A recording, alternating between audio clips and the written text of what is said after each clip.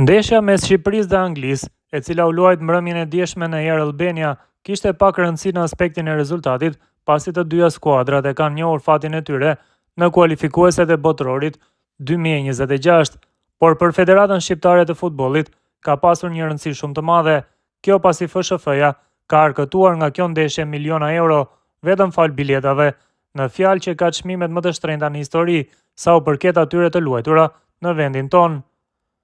Me një llogari të thjeshtë duke u bazuar mbi çmimet për sektor dhe kapacitetin që kanë sektor të ndryshëm, që nxirren zakonisht në shitje nga FSHF-ja, sipas përllogaritjeve, rezulton se janë arkëtuar rreth 169 milion e 498 mijë lekë, një shifër që del vetëm nga pak më shumë se 20.000 bileta që nxirren zakonisht në shitje nga FSHF, përfshirë edhe sektorët e miqve. Pjesa tjetër administrohen direkt nga institucioni i futbollit pa u nxjerrë në treg dhe sigurisht edhe prej tyre ka të ardhura kolosale. Në përllogaritje janë pak më shumë se 2.000 bileta me çmimin 2.500 lekë, thuajse 11.000 bileta me 3.500 lekë, mbi 5.800 bileta me 9.000 lekë, thuajse 2.000 bileta me 15.000 lekë, nga 500 bileta me 25 dhe 40.000 lekë, si dhe 198 bileta me 50.000 lekë. Siç e theksuam, ka bileta të ndryshme që nuk janë nxjerrë fare në shitje nga FSHF në sektor të ndryshëm, apo edhe një sektor i tërë si VIP-i, biletat e të cilit